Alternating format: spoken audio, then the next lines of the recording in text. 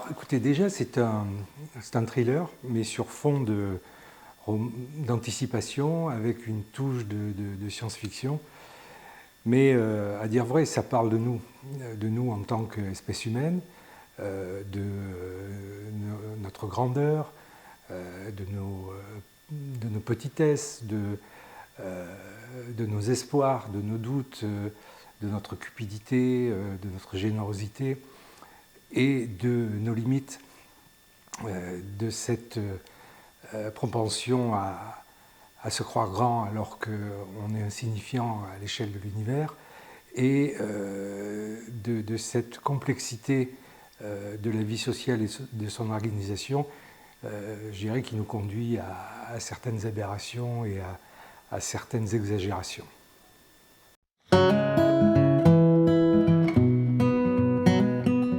Alors, en fait, ça n'est pas tellement l'anomalie cosmique qui a germé dans mon imagination.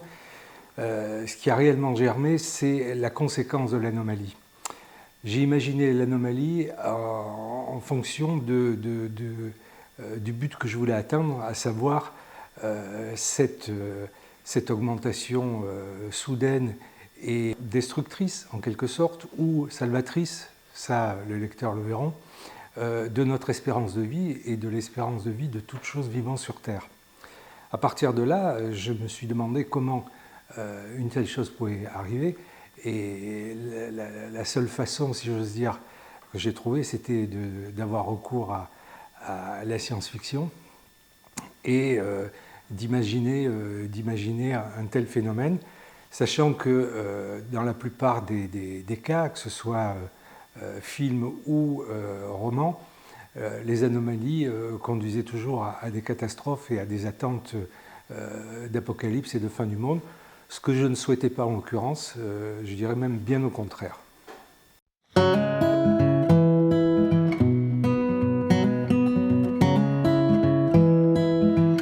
Bien écoutez, déjà je pars d'un constat. Le constat est que notre planète se dégrade, que nous maîtrisons de moins en moins la démographie, que ce soit d'ailleurs une démographie positive ou une démographie galopante, qu'un fossé toujours plus grand se creuse entre riches et pauvres, qu'une fracture, et c'est même plus qu'une fracture, c'est un abysse se creuse entre les pays du Nord et les pays du Sud, que certaines valeurs qui constituaient jusqu'à présent le ciment de la société se désagrègent en termes d'éducation, en termes de structure familiale, en termes de respect d'une cohésion sociale, que l'éducation, elle aussi, est en train de connaître, on va dire, une révolution pour être gentil, que les nouvelles techniques que sont l'intelligence artificielle ou la mondialisation ou la robotisation nous prennent de vitesse, et que je ne pense pas que nous ayons beaucoup aujourd'hui de réflexion sur l'avenir et sur les conséquences possibles sur notre espèce de ce genre de choses. Et donc forcément,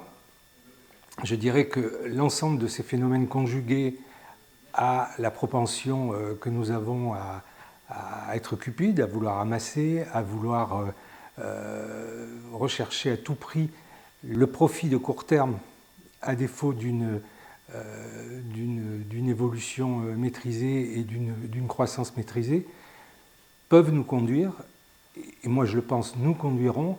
à des changements drastiques au niveau de cette planète. Je voudrais ajouter que nous avons aussi tendance à utiliser des artifices d'illusionnistes en présentant les choses sous un jour, alors que nous savons que fondamentalement, elles sont toutes différentes. Je prendrai un exemple, c'est celui de la recherche spatiale. Il est indéniable que la recherche spatiale est quelque chose de formidable en termes d'intelligence, en termes de progrès techniques. Cela étant, nous consacrons des sommes faramineuses à vouloir quitter cette planète pour en trouver une autre, pour probablement en exploiter une autre ou d'autres, un peu comme le feraient les virus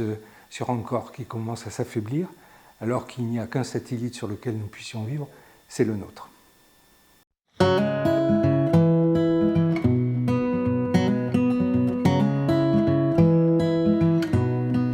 En fait, je suis parti de la réalité, en tout cas celle que je considère comme telle, et j'ai simplement, si vous voulez, développé à outrance cette réalité en la caricaturant. Ce livre, je l'ai écrit il y a 2 ans environ, et dans un des chapitres, je parle d'une caravane, la caravane de l'Amérique du Sud, qui se dirige droit vers les frontières des États-Unis. Or, il y a quelques mois, comme par hasard, si j'ose dire, une telle caravane s'est formée dans les pays d'Amérique centrale, justement en direction des États-Unis, et s'est retrouvée bloquée, en tout cas pour l'instant, au Mexique. Mais je veux dire, ce genre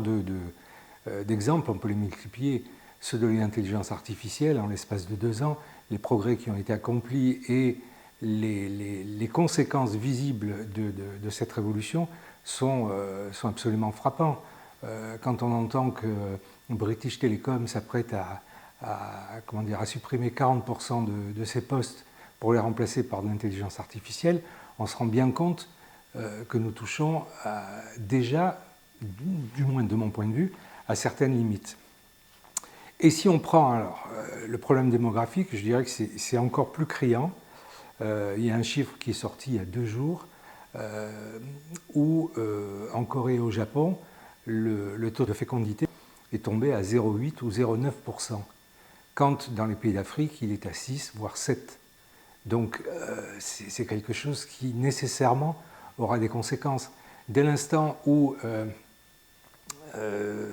une famille au Niger vit dans la misère, alors qu'avec les moyens actuels de communication, elle est capable de se rendre compte comment vivent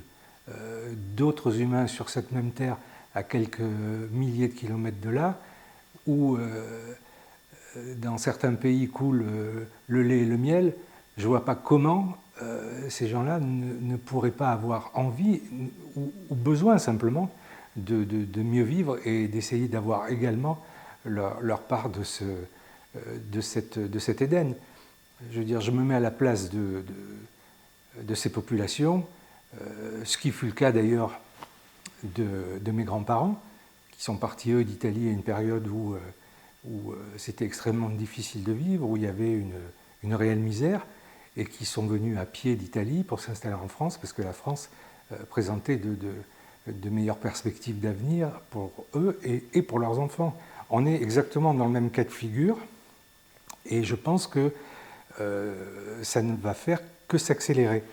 Il y a un livre très intéressant, en tout cas que j'ai dévoré, que j'ai apprécié, qui m'est resté gravé, que j'ai lu, pourtant j'étais très jeune, qui s'appelle Le Camp des Saints de Jean Raspail, qui parlait en 1973 déjà de ces phénomènes et d'une histoire d'une caravane, à l'époque c'était d'Indiens, qui arrivait par la mer et qui s'échouait sur les rives de la Côte d'Azur, et qui expliquait déjà toute cette problématique et je dirais cette fracture qui ne fait, à mon sens, qu'empirer.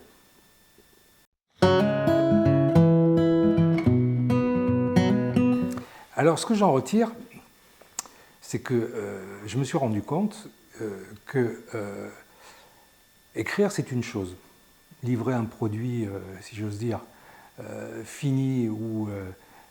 le plus abouti possible, c'était une chose, mais qu'ensuite, un livre devait avoir une vie, et que cette vie, elle passait par des compétences, par un métier, qui est celui d'éditeur, qui consiste à s'appliquer à faire vivre une couverture, à effectuer des relectures, des corrections,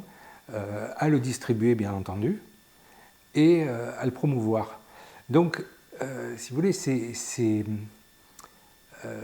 un peu le principe de la création, c'est-à-dire que on est entre guillemets seul dans sa grotte, on pense avoir effectué quelque chose de formidable, ou pas d'ailleurs, peu importe, mais quoi qu'il en soit, ça n'est que la première étape, et sans la collaboration avec des professionnels, ça restera un fichier sur un ordinateur ou une sortie papier d'une imprimante, et pas plus. Après, l'expérience avec les éditions Baudelaire, c'est une collaboration, c'est une écoute, ce sont des questions avec des réponses rapides, c'est quelque chose de très intéressant.